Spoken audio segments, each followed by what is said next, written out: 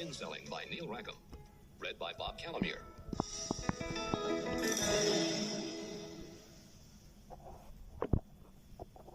This is yet another program about how to sell more successfully. So what makes it different from the more than 1,000 sales programs already published? Two things. One, it's about the larger sale.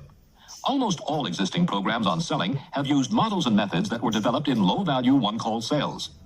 In the 1920s, E.K. Strong carried out pioneering studies of small sales that introduced such new ideas to selling as features and benefits, closing techniques, objection handling methods, and open and closed questions.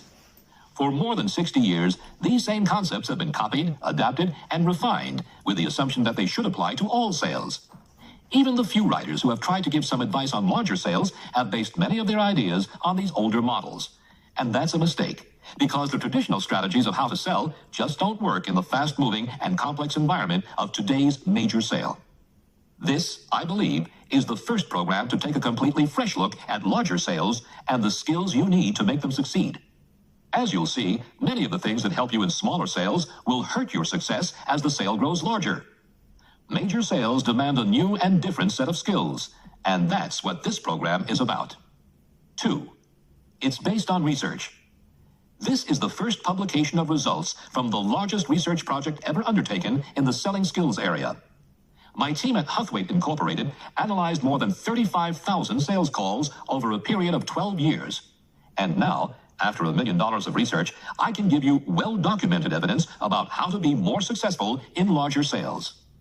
I'm speaking to those who are serious about selling, who see their selling as a high-level profession needing all the skill and care that go with professionalism in any field. And I'm talking about how to make major sales, that significant business which has the margins and rewards attractive to high-level sales professionals. In our studies, we've worked with top salespeople from more than 20 of the world's leading sales organizations. From watching them in action during major sales, we've been able to find out what makes them so successful. That's the subject of this program. Based on our research into what makes success in the larger sale, we've helped them replace traditional models of how to sell with new and more powerful training. Success in the larger sale. Research has an inconvenient way of coming up with evidence that the researchers sometimes wish they'd never found. That's what happened to me. I was perfectly content with traditional theories of how to sell. When we started our investigations, our aim was to show that classic sales training methods really worked and had a positive impact on sales success. It was only after we found a consistent failure of sales training to improve results in major sales that we began the long research road that led to the development of the methods described in this program. Before our research, I was happy to think of selling in the traditional terms that our findings now challenge. I was taught, and perhaps you were taught this too, that a sales call consists of some simple and distinct steps. 1. Opening the call. The classic theories of selling teach that the most effective method for opening sales calls is to find ways to relate to the buyer's personal interests and to make initial benefit statements. Our research shows that these opening methods may be effective in small sales, but that they have a doubtful success record in larger sales. 2. Investigating needs. Almost everybody who's been through sales training in the last 60 years has been taught about open and closed questions. These classic questioning methods may work in small sales, but they certainly won't help you in bigger ones. Later, I'll introduce you to a more effective method of investigating, which we discovered from the analysis of several thousand successful sales calls and from watching some of the world's top salespeople in action. 3. Giving benefits. Once you've uncovered needs, traditional sales training teaches you to give benefits that shows how the features of your product or service can be used or can help the customer. Offering benefits in this way can be very successful in the small scale, but in the large one, it fails entirely. 4. Objection handling. You've probably been taught that overcoming objections is a vital skill for sales success, and you'll know about the standard objection handling techniques, such as clarifying the objection and rewording it in a way you can meet. These objection handling skills are fine when you're making small sales, but in major sales, they contribute very little to your sales effectiveness. Successful sellers concentrate on objection prevention, not on objection handling. Our analysis describes methods that you can use to cut the number of objections you get from your customers by more than half. 5. Closing techniques. The closing techniques that can be effective in smaller accounts will actually lose you business as the sales grow larger. Most of the commonly taught closing techniques just don't work for major sales. In summary, the traditional selling models, methods, and techniques that most of us have been trained to use work best in small sales. For now, let me define small as a sale which can normally be completed in a single call and which involves a low dollar value. Because most writers and training designers have made the inaccurate assumption that what works in a small sale will automatically work in a large one, people have unfortunately come to assume that these traditional techniques are equally valid in major sales. But in this program, I'll be showing you that what works in small sales can hurt your success as the sales grow larger. And I'll be sharing with you our research findings that have uncovered new and better models for success in large sales. I'm writing this program for people whose business is the major sale, and who, like me, have become dissatisfied with the effectiveness of traditional sales models and are looking for something more sophisticated. Many of the major account salespeople I work with complain that traditional sales training treats them as if they were selling used cars. What's worse, it treats their customers as simpletons, waiting to be exploited by verbal trickery and manipulation. Programs of this kind, regrettably, are the rule in most organizations rather than the exception, and their recommendations are a recipe for disaster in major sales. The main purpose of our research has been to replace these simplistic models with ones specially designed for the high-level business interaction that major sales demand. There's been more written about the definition of major sales than about how to sell successfully once you've defined them. I'm not going to bore you with definitions. I'm sure that whatever the term you use, whether you talk of major account sales, big-ticket sales, system sales, large accounts, bulk sales, or just the big ones, you know a major sale when you meet one. What I shall do is briefly run through some of the characteristics of major sales in terms of customer psychology. It's the changes in customer perceptions and behavior that make major sales different. Let's look at what some of these differences are and how they can affect your selling. Whereas a simple, low-value sale can often be completed in one call, a major sale may require many calls spread over a period of months. On the face of it, it sounds like I'm just making the obvious point that major sales take longer. But there's more to it than this. What's really important is that multi-call sales have a completely different psychology from single-call sales. A key factor is that in a single-call sale, the buying decision is usually taken then and there, with the seller present.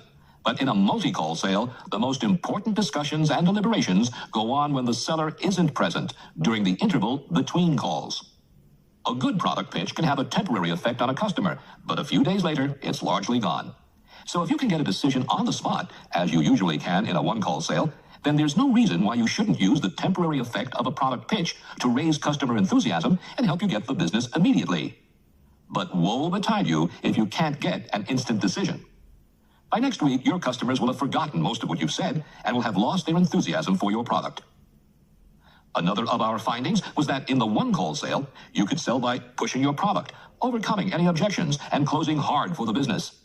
But that in a multi-call sale, this style was usually dangerously unsuccessful. I'm sure you've had the same kind of experience. Few customers will elect to go back for a repeat dose of pressure. In terms of your own selling, if you pressure a potential customer, then he or she won't want to meet you again.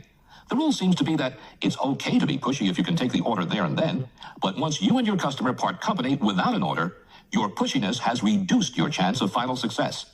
And because the customer doesn't want to talk with you again, you may never discover where you went wrong. So while a pushy or hard sell style may work in smaller sales, it generally acts against you when several calls are needed to take the business. Almost by definition, large purchases involve bigger decisions from the customer, and this alters the psychology of the sale. In a small sale, the customer is less conscious of value. As the size of the sale increases, successful salespeople must build up the perceived value of their products or services. The building of perceived value is probably the single most important selling skill in larger sales. Most large sales involve an ongoing relationship with the customer. Partly, this is because major purchases usually require some post-sale support, which means that the buyer and seller must meet one or more times after the sale. Also, the people selling major goods or services usually generate most of their business from developing their existing customers. In contrast, a smaller sale may often be a one-off event where the buyer will never meet the seller again. If you're anything like the major account salespeople I work with, you'll sometimes feel like a very small cog in a very big and impersonal sales machine. It's often difficult to see that your work has any measurable impact. So it should be comforting to know that as the sale grows larger, the customer puts more emphasis on the salesperson as a factor in the decision. In a large sale, product and seller may become inseparable in the customer's mind. In a small sale, customers can afford to take more risks because the consequences of mistakes are relatively small. But it's different with a bigger decision. If I buy the wrong car, I can't put it on a shelf where my wife won't notice it. When I'm looking for a new computer, at least 10 people in my company play some part in the decision, and everybody will use it once it's installed. So if the computer doesn't work, then my whole company knows I made a bad choice. Larger decisions are more public, and a bad decision is much more visible. Customers become more cautious as the decision size increases. Purchase price is one factor that increases caution, but fear of making a public mistake may be even more important. The 4 stages of a sales call. Major sales are significantly different from smaller sales in terms of customer psychology. As a result, they require some very different selling skills. It would be tempting, based on these psychological differences, to go further and to argue that everything about the major sale should be unique and different, but this would be just as untrue as the traditional assumption that all sales, whether large or small, require identical skills. However, one of the simplest models of a sales call does seem to be applicable to any size of sale. Almost every sales call you can think of, from the simplest to the most sophisticated, goes through 4 distinct stages. 1. Preliminaries. These are the warming-up events that occur before the serious selling begins. They include such things as the way you introduce yourself and how you begin the conversation. Some people believe that the preliminaries are much more important than the word suggests. I'll be sharing with you some research that led us to conclude that in larger sales, the preliminaries have less influence on success than we'd first thought. 2. Investigating. Almost every sale involves finding something out by asking questions. You may be uncovering needs or getting a better understanding of your customers and their organizations. This is much more than the simple collection of data. Investigating is the most important of all selling skills, and it's particularly crucial in larger sales. The average person in major account selling can increase overall sales volume by more than 20% by developing improved investigating skills. 3. Demonstrating capability. In most calls, you will need to demonstrate to customers that you have something worthwhile to offer. Most of us in larger sales are selling solutions to customer problems. In the demonstrating capability stage of the call, you have to show customers that you have a solution and that it makes a worthwhile contribution to helping solve their problems. Sometimes you demonstrate capability by a formal presentation, sometimes by actually showing your product in action, and sometimes by describing some potential benefits that you could provide. But however you do it, in almost every sales call, you must convince your customer that you have something to offer. There are some very effective ways to demonstrate capability in the major sale, but some of the methods for demonstrating capability in smaller sales will no longer work for you as the size of the sale increases. 4. Obtaining commitment. Finally, a successful sales call will end with some sort of commitment from the customer. In smaller sales, the commitment is usually in the form of a purchase, but in larger sales, there may be a whole range of other commitments you have to obtain before you reach the order stage.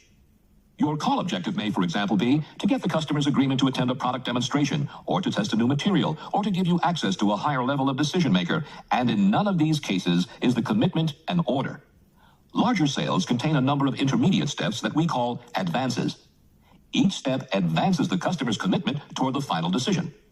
It's in this area, unfortunately, that the classic closing techniques taught in most sales training programs are ineffective and may even hurt your chances of success. These 4 stages, preliminaries, investigating, demonstrating capability, and obtaining commitment, are present in almost every sales call. Although this 4-stage model is a very simple one, my colleagues and I found it useful because it has allowed us to break sales calls down into a series of steps that we can study individually. Of course, the importance of each step will vary with the type of call, its purpose, and where it comes in the sales cycle. But most calls do include all 4 stages, even if some of them are very brief. Which stage is most important?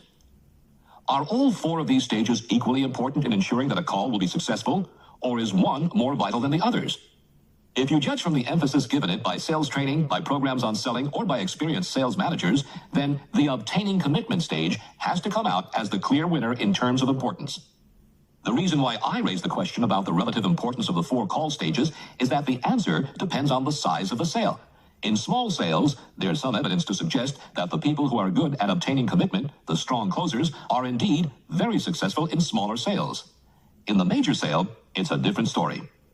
Success in the larger sale depends more than anything else on how the investigating stage of the call is handled. We've collected data on investigating skills from massive studies involving many thousands of sales calls. Let's begin by reviewing the investigating stage of the call and why it's so important.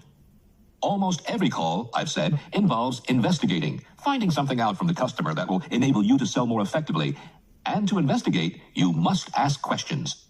Each one of our early studies of selling in the late 1960s came up with the same fundamental finding. There were a lot more questions in successful calls, those leading to orders and advances, than in those calls which resulted in continuations and no sales, which we classified as unsuccessful.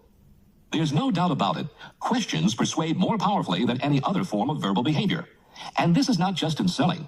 Studies of negotiations, management interactions, performance interviews, and group discussions, to name just a few of the areas studied by Huthwaite and other research teams, have all come up with the same basic fact.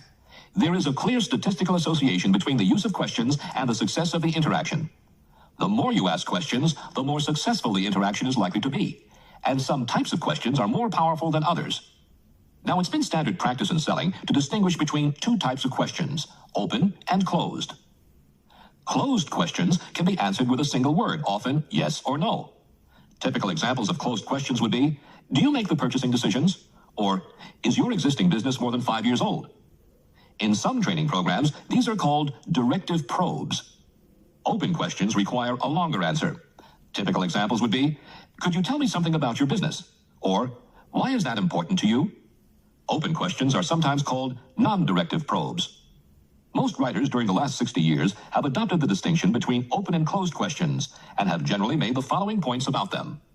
Open questions are more powerful than closed questions because they get the customer talking and often reveal unexpected information. Closed questions are less powerful, although they are useful with certain customer types, such as the garrulous buyer who can't stop talking.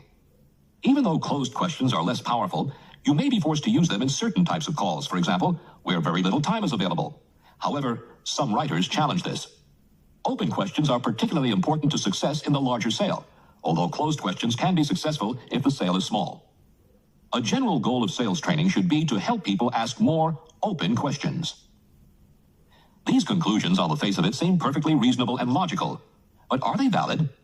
As far as we could tell, nobody had ever scientifically investigated whether call success was influenced by the use of open or closed questions. It seemed an ideal area for some research. We carried out several studies and were astonished to find that there is no measurable relationship between the use of open questions and success. In one manufacturing company, we tracked 120 calls and found that calls high in closed questions were just as likely to lead to orders and advances. In another study in a high-tech company, we found no differences in the mix of open and closed questions between top and average performers. None of our studies showed that the classic distinction between open and closed questions has any meaning in high-value sales calls. Most major companies are spending a fortune teaching people a distinction that, at least in the larger sale, does nothing useful in terms of improving sales results. At a conservative estimate, corporations across the world are spending upwards of billions of dollars a year on sales training that teaches their people an irrelevant questioning technique. Even more incredible, until our little study, nobody had ever carried out objective research to discover whether there was any validity in all that was being taught about open and closed questions. A new direction. We decided that the focus of our research would be to develop new and positive questioning models that could replace the old ones, which were proving so unsatisfactory. From watching sales calls, it was clear that successful people didn't just ask random questions. There was a distinct pattern in the successful call.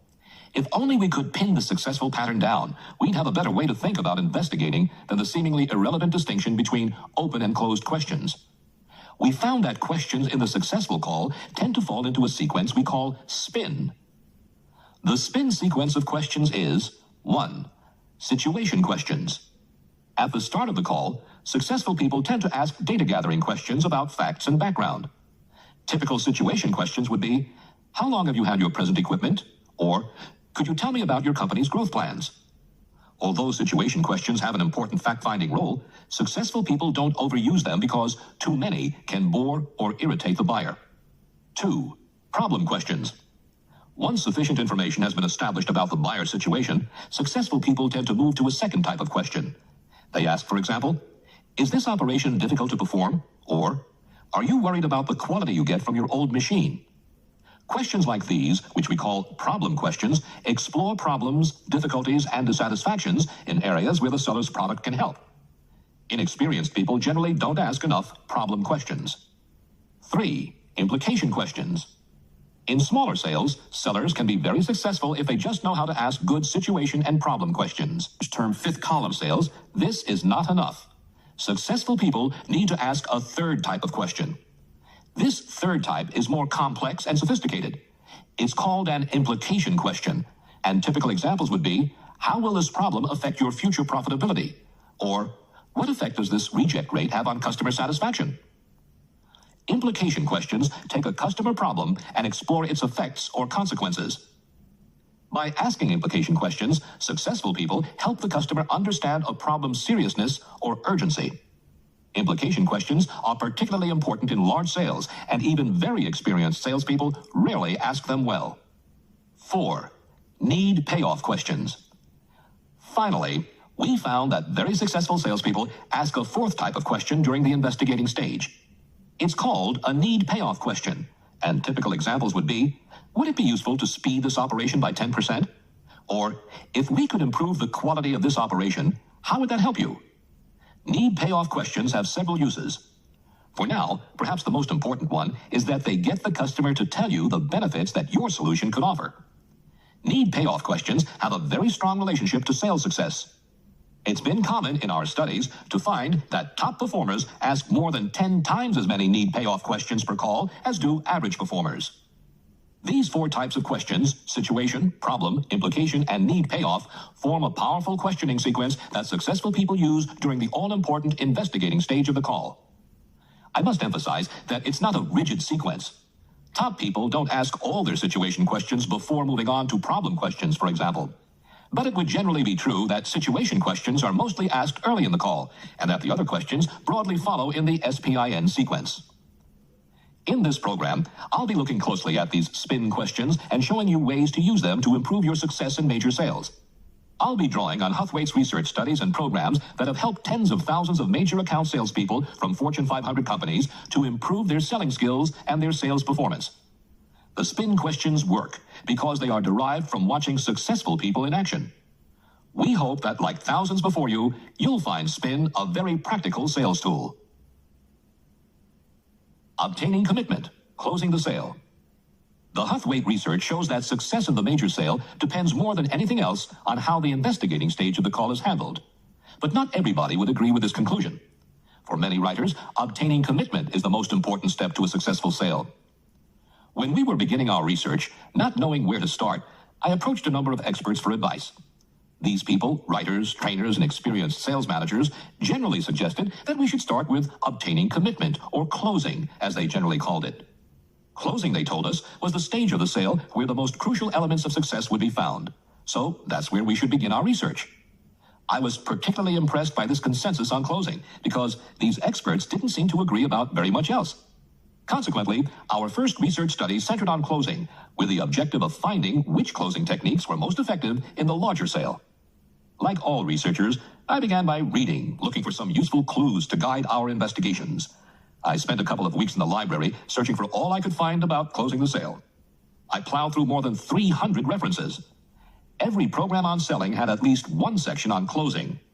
Some, like 101 surefire ways to irresistibly close any sale, had, as the author so modestly put it, a lifetime's experience of closing success packed into a mere 3 hours of reading. I was fascinated. Here were magic answers to the problems of generating business. The closes I read about included the good old standard techniques that every seller knows, such as assumptive closes. Assuming that the sale has already been made, one asks, for example, where would you like it delivered, before the customer has agreed to buy. Alternative closes. One asks, for example, would you prefer delivery on Tuesday or Thursday? Again, before the customer has made a purchasing decision. Standing room only closes. One says, for example, if you can't make a decision right now, I'll have to offer it to another customer who's pressing to buy it. Last chance closes. One says, for example, the price goes up next week, so unless you buy now. Order blank closes. One fills in the customer's answers on an order form, even though the buyer has not indicated a willingness to make a buying decision. My initial research uncovered literally hundreds of closes, and in the intervening years, I'm sure that new closes have continued to appear with impressive regularity.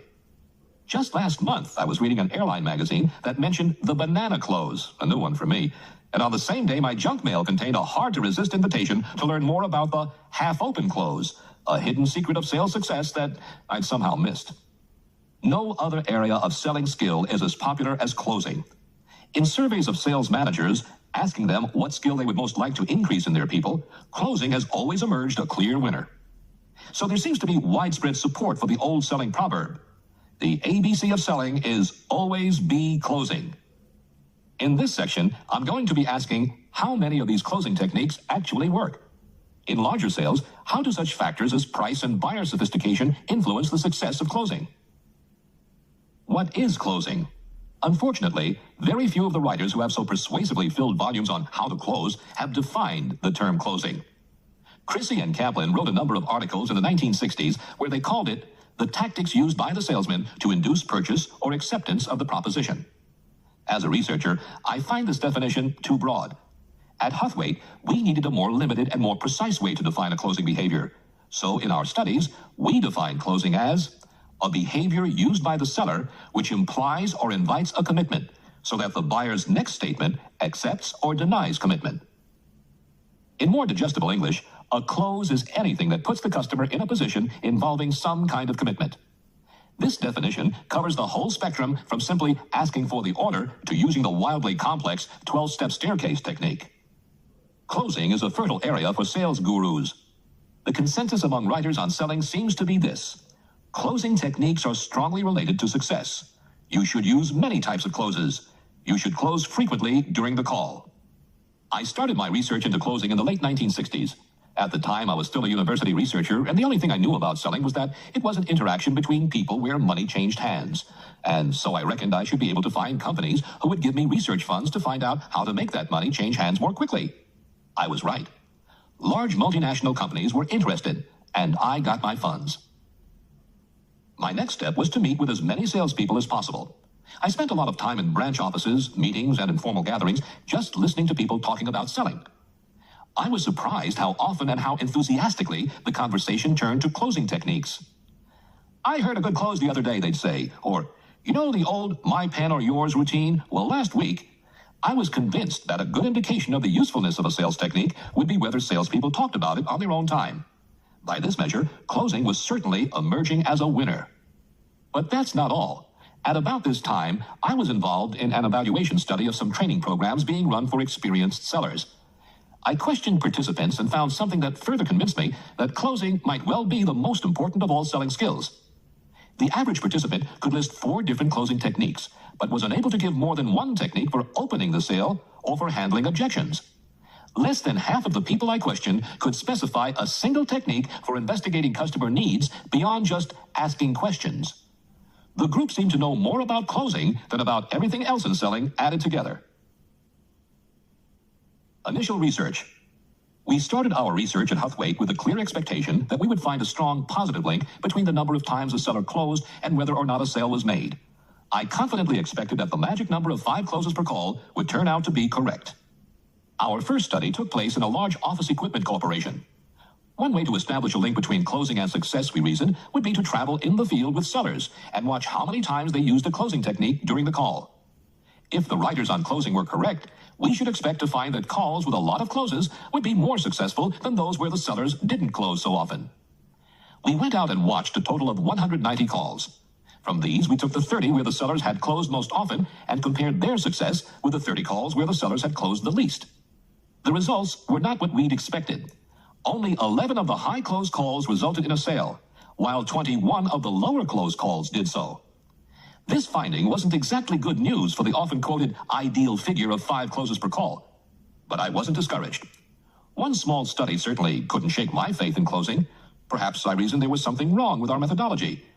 Further examination of our results did reveal some potential weaknesses. For example, it's possible, just by chance, that the low close calls were on customers who were prepared to buy anyway, so the seller didn't need to close.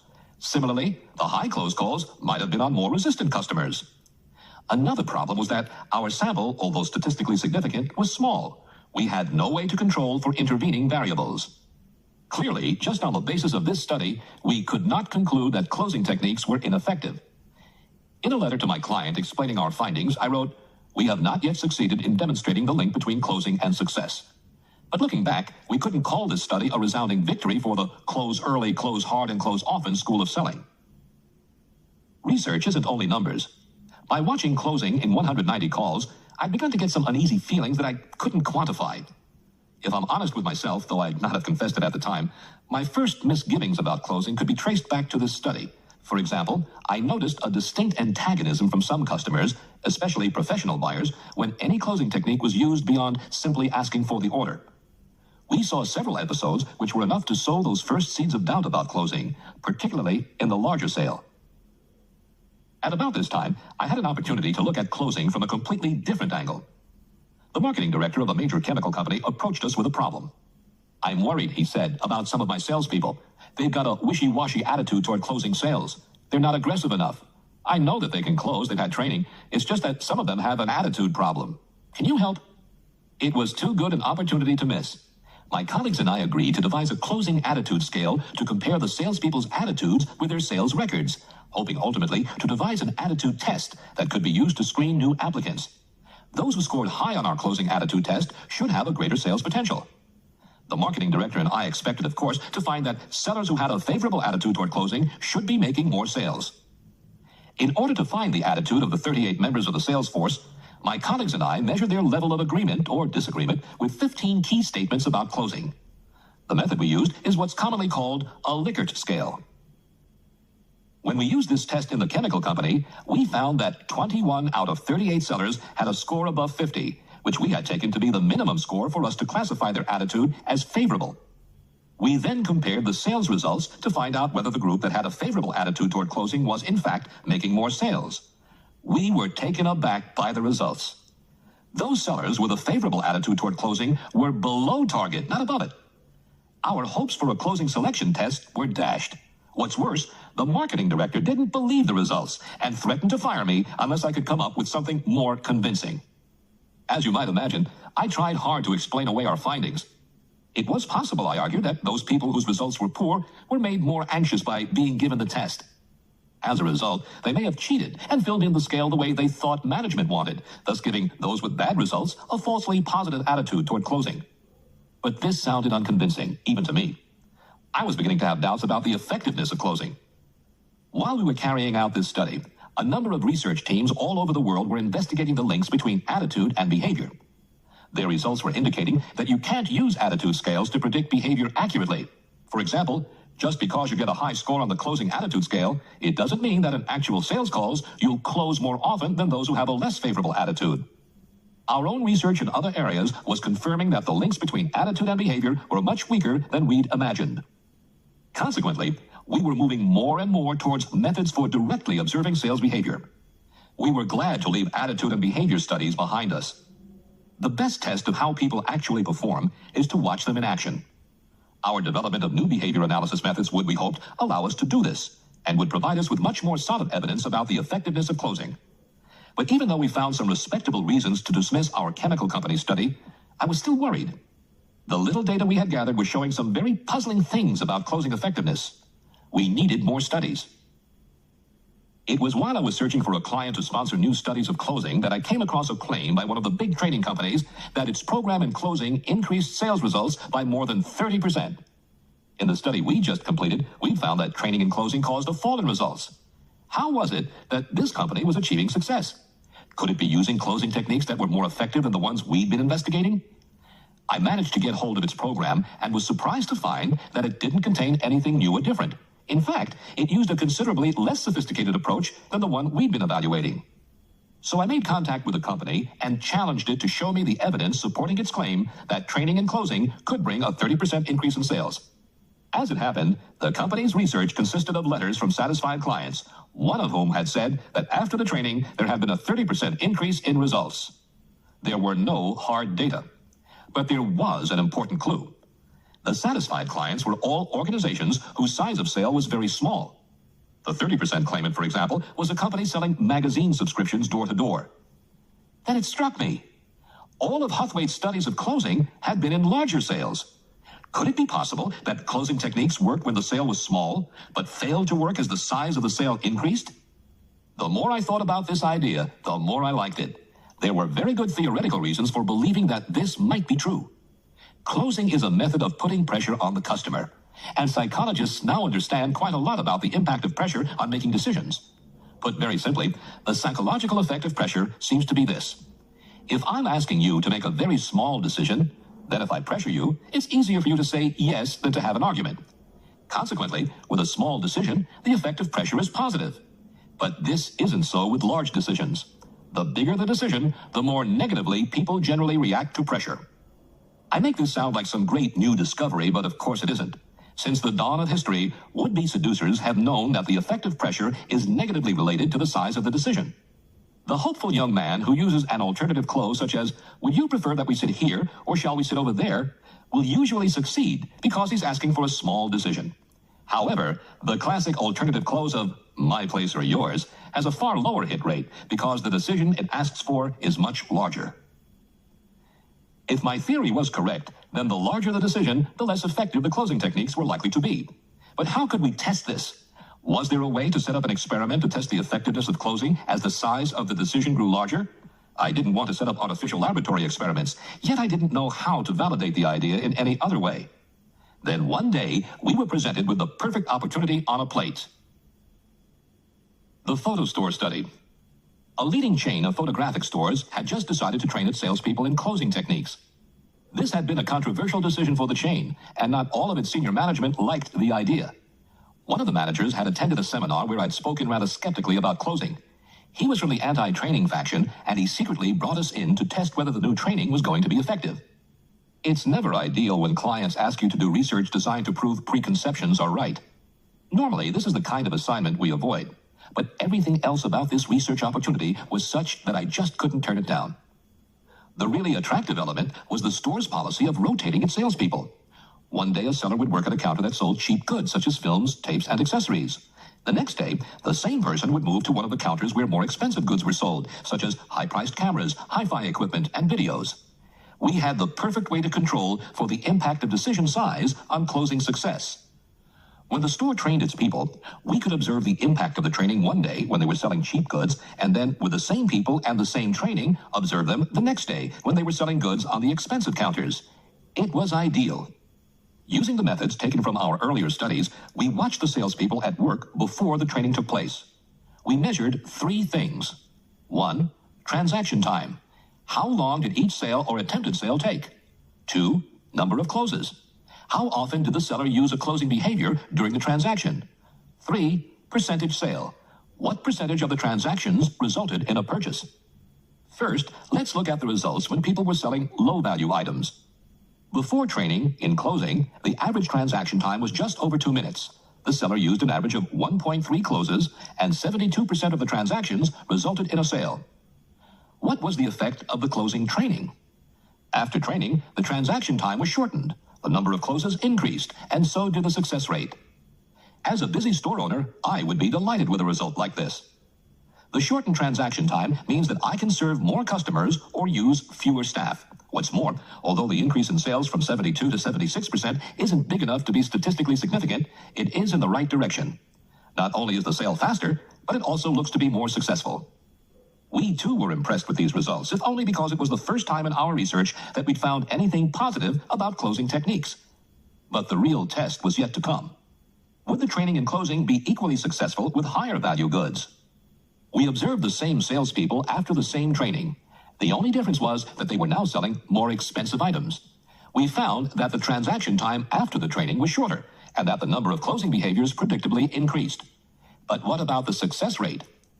Before the training, 42% of the interactions we observed had resulted in an order. This was much lower than the success rate with cheaper goods, but it was hardly surprising. People don't usually come into a store to look at a roll of film and say, "I'll go away and think about it," although this often happens with more expensive purchases. However, the figure that interested us was the success rate after training. We found that the program in closing, which had increased the success with cheap goods, had reduced the success with more expensive goods from 42% down to 33%. How should we interpret these results? The first finding is that, with both high and low value goods, the average transaction time is reduced as the number of closes is increased.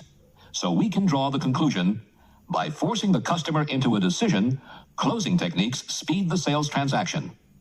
This would be an important finding and a big plus for the use of closing techniques if your business were a low-value retail operation or involved door-to-door selling of low-value products. If there's a queue of customers waiting for your attention or an infinitely long street with doors on both sides just waiting to be knocked on, Then, the shorter the sale, the more customers you'll be able to serve. But this is not usually the problem in larger sales. You normally want more time with each customer, not less. In most major account sales forces, the most common complaint is that you can't get enough time with the right people. I don't think I've ever heard anyone in larger sales say, "How can I cut down on the time I'm spending with the key decision makers?" However, a number of companies have called Huthwaite in to advise them on ways to increase sales time with customers. My point is a simple one. In small sales, it's generally desirable to keep the transaction time short. In larger sales, for a whole variety of reasons, a shorter transaction time has few advantages and many penalties. The second conclusion we can draw from our study is about the relationship of closing to price. Closing techniques may increase the chances of making a sale with low-priced products. With expensive products or services, they reduce the chances of making a sale. As we've seen, this conclusion comes not only from our research, but also from the general psychological rule that pressure is more likely to be effective with small decisions than with larger ones. It was clear from our studies that closing is less effective as the size of the decision increases. But is this just because of price factors? I wondered whether there might be some other reasons. On the whole, large purchasing decisions are made by more sophisticated customers, such as professional purchasing agents or senior executives. These people see dozens of sellers each week and may even have been through sales training themselves.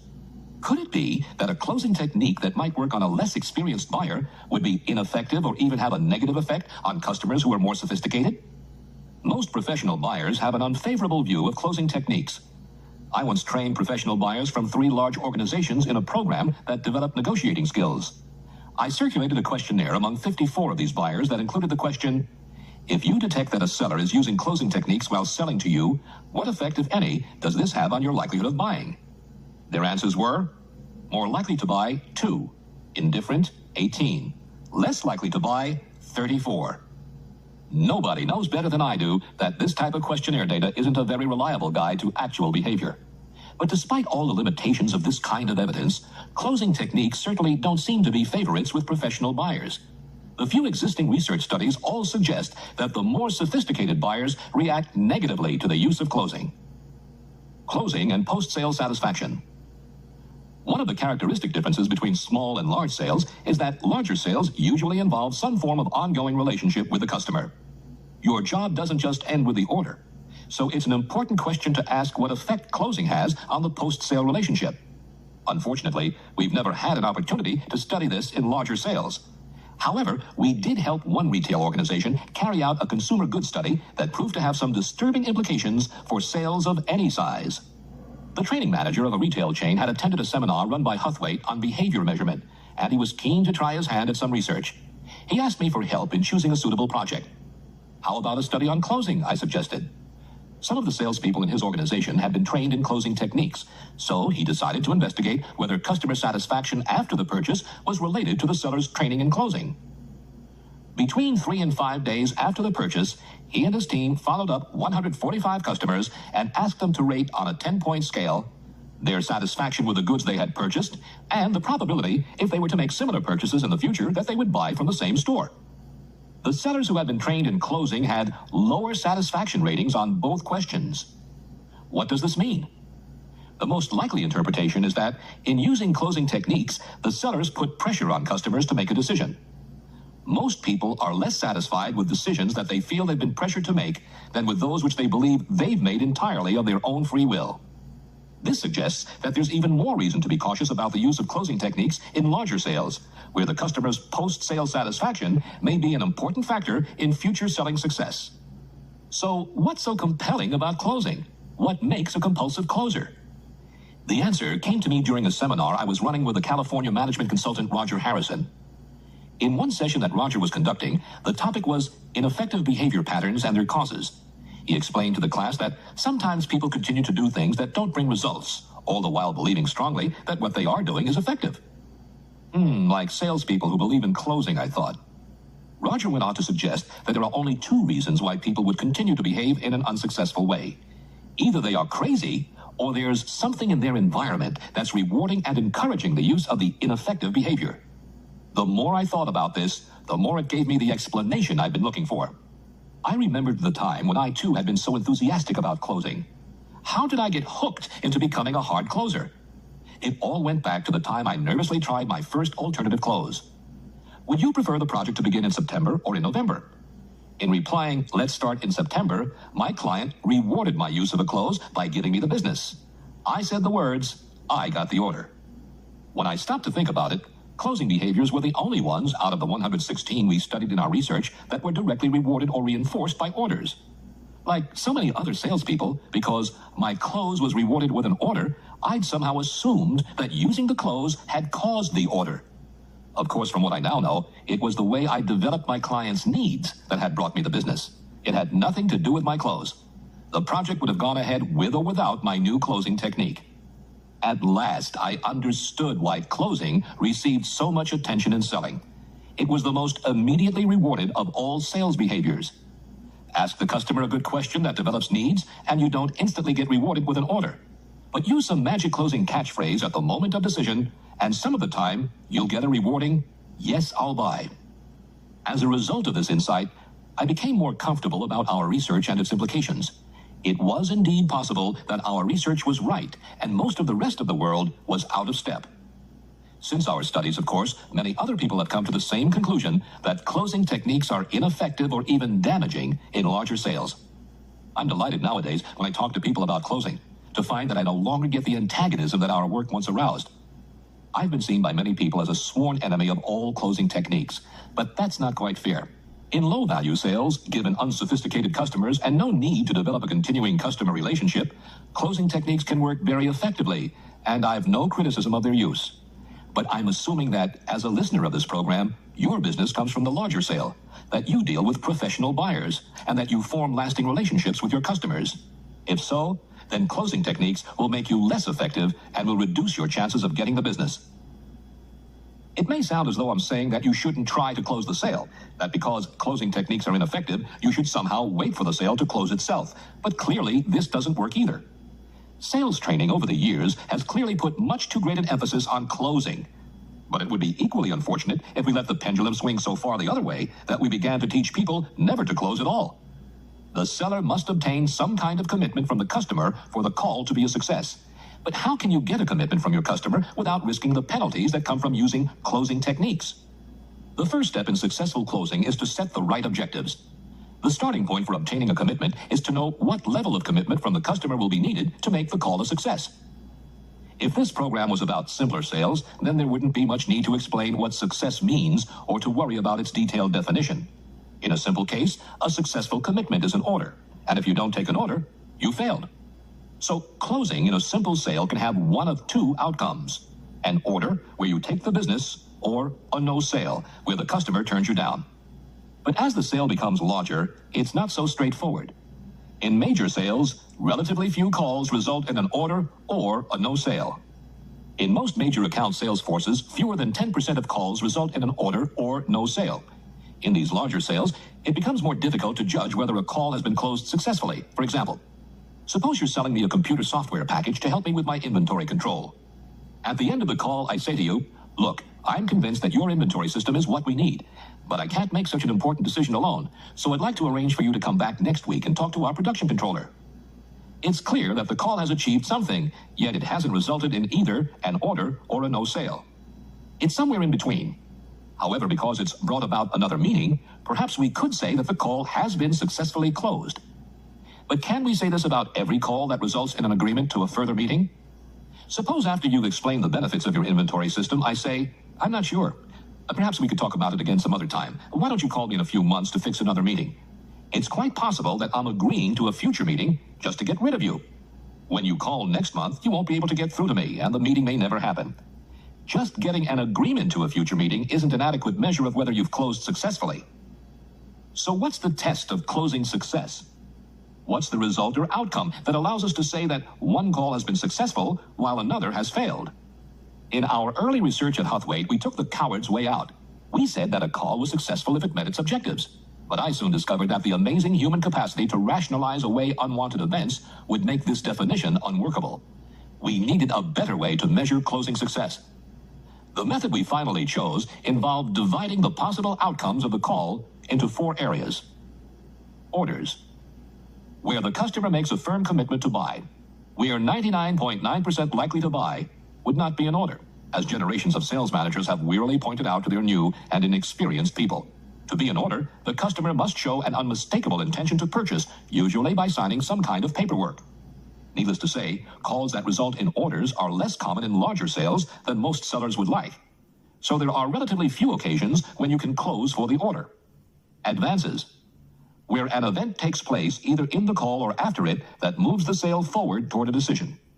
Typical advances might include a customer's agreement to attend an off-site demonstration, a clearance that will get you in front of a higher level of decision maker, an agreement to run a trial or test of your product, access to parts of the account that were previously inaccessible to you.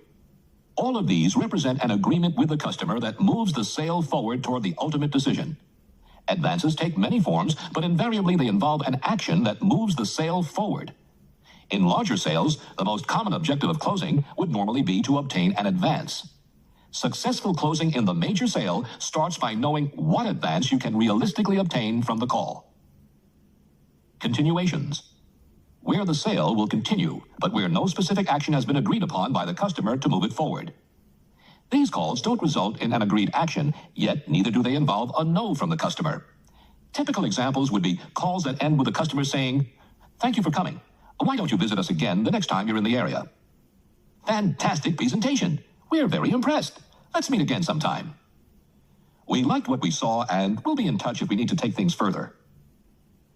In none of these cases has the buyer agreed to a specific action, so there's no concrete sign that the sale has progressed. In our studies, we classified calls that closed with continuations as unsuccessful. This may strike you as a little unfair.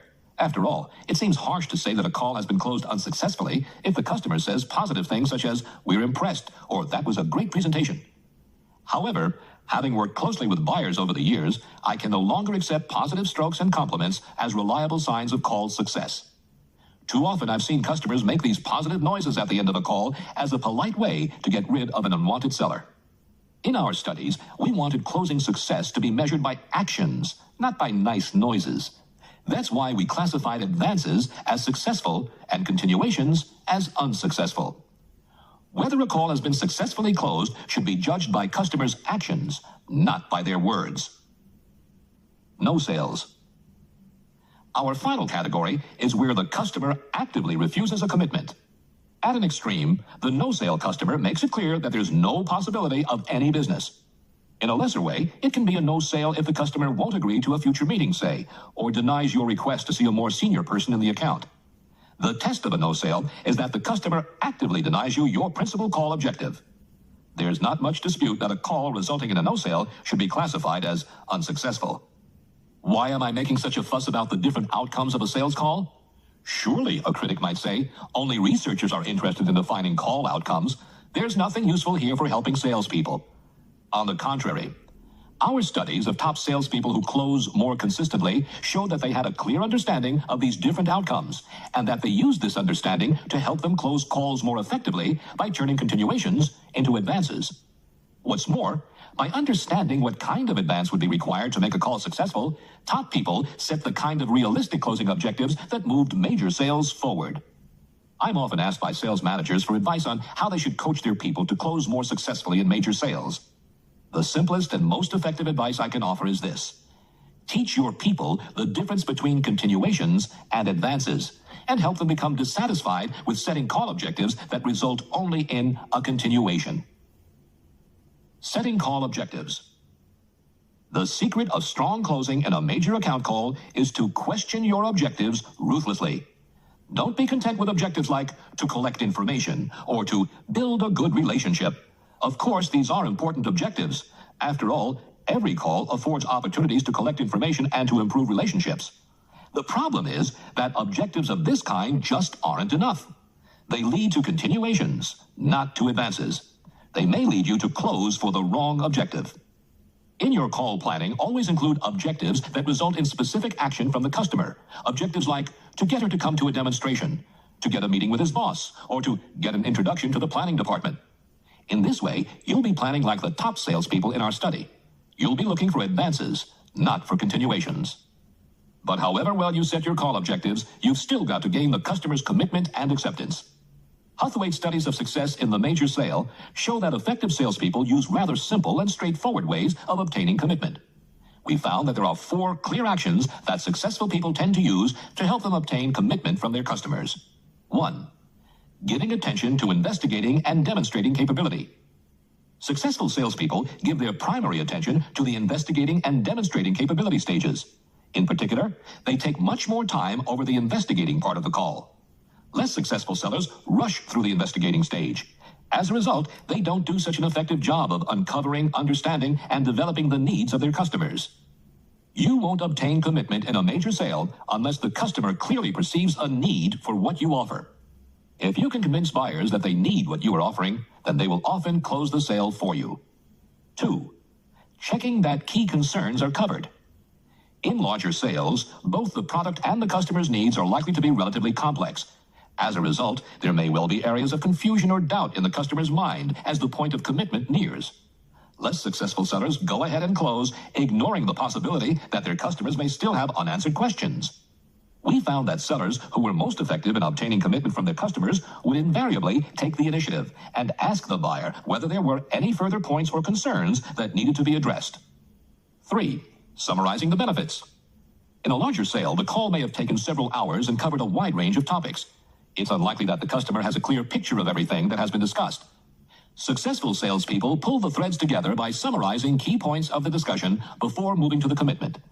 In smaller sales, the use of a summary may not be necessary, but in a larger sale, it will almost always be a helpful way to bring key points into focus just before the decision. So, summarize key points, especially benefits. 4. Proposing a commitment. Many programs on selling point out that the simplest of all closing methods is just to ask for the order. Consequently, the phrase, asking for the order, is a common one in sales training. But from our studies, asking is not what successful sellers do. In all the other stages of the sale, asking behaviors are much more successful than giving behaviors. But it's here at the point of commitment that successful sellers don't ask, they tell. The most natural and most effective way to bring a call to a successful conclusion is to suggest an appropriate next step to the customer. How do you know which commitment to propose? Put simply, there are 2 characteristics of the commitments proposed by successful salespeople. 1, the commitment advances the sale. As a result of the commitment, the sale will move forward in some way. And 2, the commitment proposed is the highest realistic commitment that the customer is able to give. Successful sellers never push the customer beyond achievable limits. Customer needs in the major sale. Success in the obtaining commitment stage of the call depends on how well the earlier stages have been handled. Our studies at Huthwaite revealed that the stage with the strongest influence on overall call success is investigating. Our main objective in the training has been to improve investigating skills by teaching people how to develop customer needs using the SPIN questions. And that brings me to customer needs.